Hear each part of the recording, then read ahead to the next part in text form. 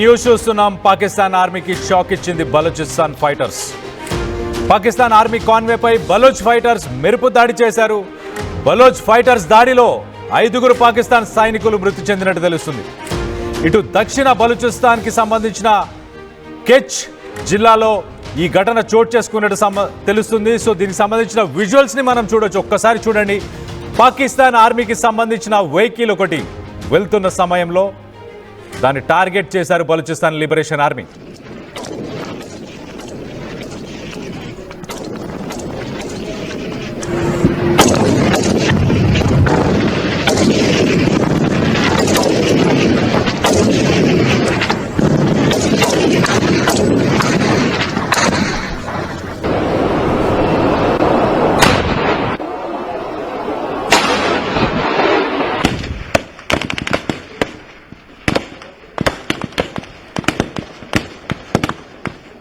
Balochistan liberation army BLA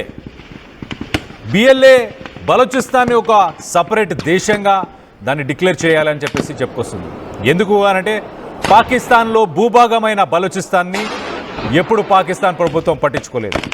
కానీ బలూచిస్తాన్లో minerals, అలాగే oil and gas, అలాగే అక్కడ ఎక్కువ మోతాదులో పాకిస్తాన్కి సంబంధించిన ఫ్రూట్స్, వెజిటేబుల్స్ ఇవన్నీ అక్కడ దొరుకుతాయి.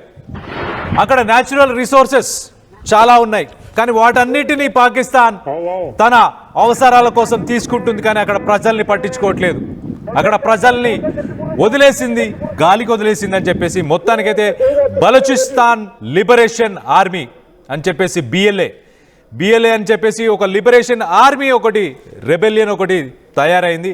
అది పాకిస్తాన్ నుంచి బలూచిస్తాన్ని వేరు చేయాలని ప్రయత్నం చేస్తుంది, స్వతంత్ర దేశంగా ఉండాలని ప్రయత్నం చేస్తుంది.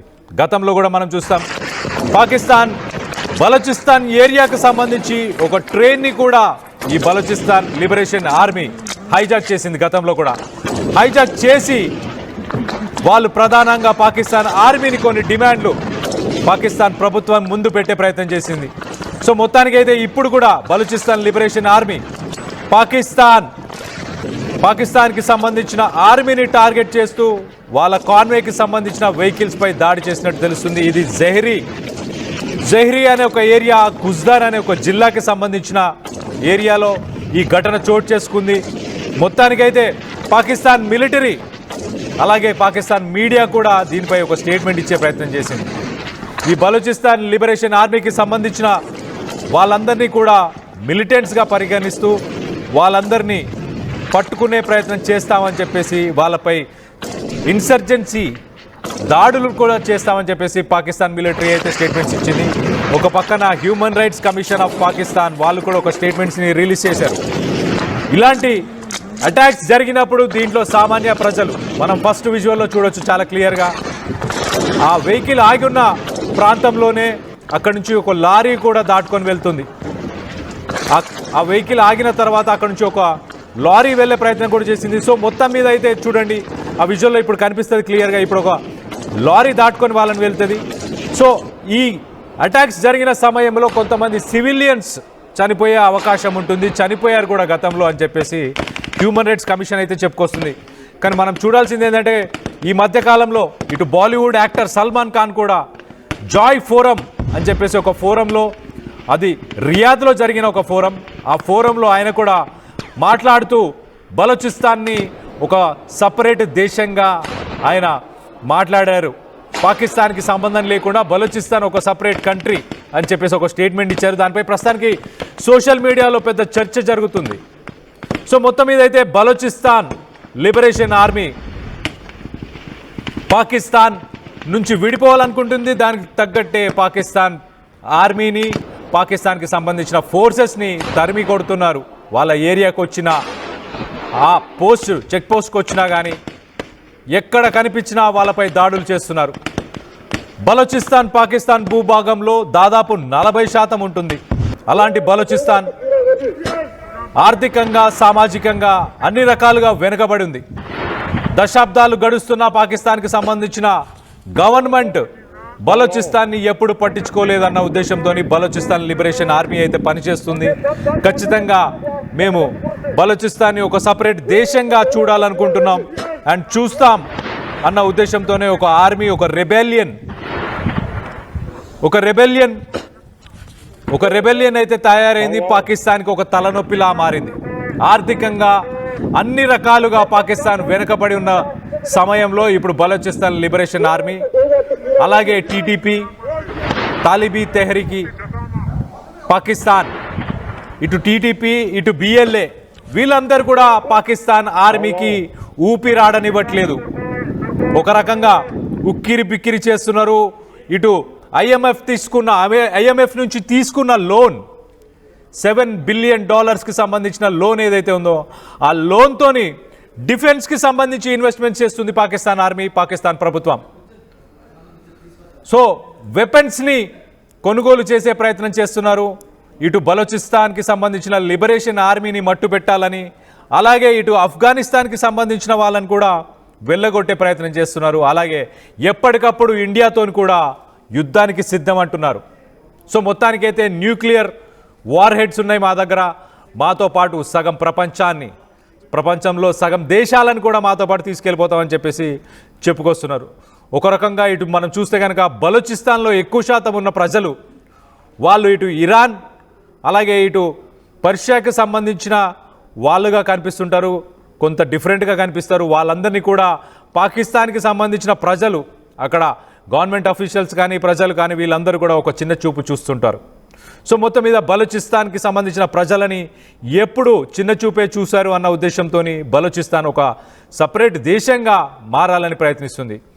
20th సెంచరీ 20వ దశాబ్దం నుంచి బ్రిటిష్ పాలన తర్వాత కూడా బలూచిస్తాన్ సపరేట్గా ఉండాలని ప్రయత్నం చేస్తుంది.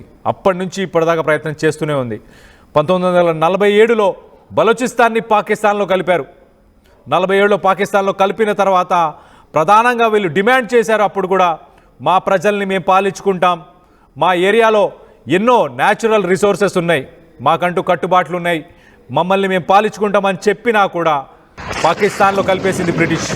అప్పటి నుంచి పాకిస్తాన్ నుంచి విడిపోవాలనుకుంటున్నారు బలూచిస్తాన్కి సంబంధించిన ప్రజలు. బలోచ్తో పాటు పస్తూన్ అనే ఒక ఏరియా ఉంటుంది, పస్తూన్ అనే ఒక ట్రైబ్ ఉంటుంది, వాళ్ళు కూడా ఈ బలూచిస్తాన్ ఏరియాలోనే ఉంటారు.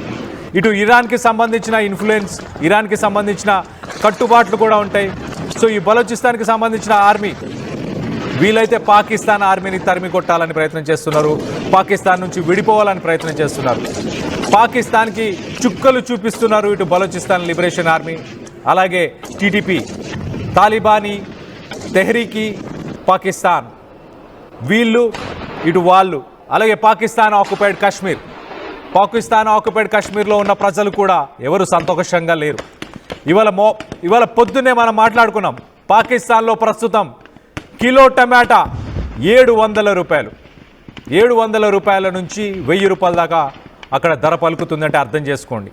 నిత్యావసరాలు ఎవరికీ అందుబాటులో లేవు. ప్రజలు తిరుగుబాటు చేస్తామని చెప్పి ప్రభుత్వానికి అల్టిమేటం ఇచ్చారు. అలాంటి పరిస్థితి నెలకొంది. ఇటు లాహోర్లో అదే పరిస్థితి, పేషావర్లో అదే పరిస్థితి, అలాగే జేలంలో కూడా అదే పరిస్థితి. చాలా జిల్లాల్లో 700 నుంచి 1000 రూపాయలు పలుకుతుంది కిలో టమాటో. అలాంటి పరిస్థితులు ఉన్నాయి.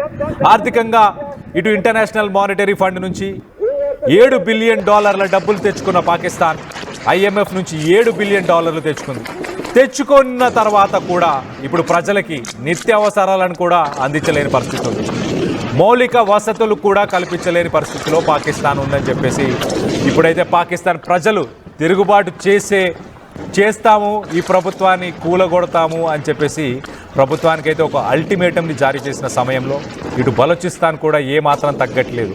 బలూచిస్తాన్ లిబరేషన్ ఆర్మీ కూడా పాకిస్తాన్కి సంబంధించిన ఆర్మీ ఎక్కడ కనిపించినా వాళ్ళని నిర్దాక్షిణంగా చంపేస్తున్నారు.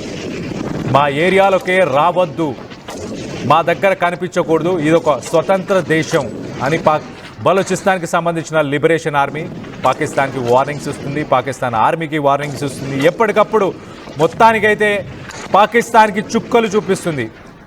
అక్కడున్న లాంగ్వేజెస్ ట్రైబ్స్ గురించి ఒక్కసారి చెప్పే ప్రయత్నం చేస్తా. ఇటు బలోచ్ అలాగే పస్తూన్ అలాగే బ్రహుయి ఇలా చాలా గ్రూప్స్ బలూచిస్తాన్లో స్థిరపడి ఉన్నాయి. కొన్ని దశాబ్దాలుగా అక్కడే ఉంటున్నాయి. బలోచి, బ్రహుయి, పష్తో, అలాగే పర్షియన్ భాష కూడా మాట్లాడుతుంటారు అక్కడ. ఇక్కడ ప్రధానంగా ఆర్థికంగా మైనింగ్ చేయడం, అలాగే ఇక్కడ పోర్ట్, ఒక సముద్ర ఓడరేవు కూడా ఉంది కాబట్టి మొత్తానికైతే ఇక్కడ సముద్ర ఓడరేవు, అలాగే మైనింగ్ చేస్తుంటారు. న్యాచురల్ రిసోర్సెస్ కూడా చాలా ఉన్నాయి. సో వీటన్నిటినీ పాకిస్తాన్ తీసేసుకుంటుంది, కానీ ఇక్కడ డెవలప్మెంట్ మాత్రం చేయట్లేదు. సో ఈ డెవలప్మెంట్ మాకు చేయనప్పుడు మాకు పాకిస్తాన్ వద్దు, పాకిస్తాన్ గవర్నమెంట్ వద్దు అని చెప్పేసి బలోచిస్తాన్ లిబరేషన్ ఆర్మీ అయితే పాకిస్తాన్కి సంబంధించిన ఆర్మీ కనిపించిన చోటే ఇలా చంపేస్తున్నారు. ఆ విజువల్స్లో మరొకసారి చూసే ప్రయత్నం చేద్దాం, చూద్దాం. పాకిస్తాన్కి ఆర్మీకి సంబంధించిన వెహికల్స్ కనిపించిన చూడండి, ఆ విజువల్స్లో కనిపిస్తుంది. పాకిస్తాన్ సోల్జర్స్ని లాంగ్ రేంజ్ స్నైపర్స్ యూజ్ చేసి అటాక్ చేసి చంపేస్తున్నారు చూడండి.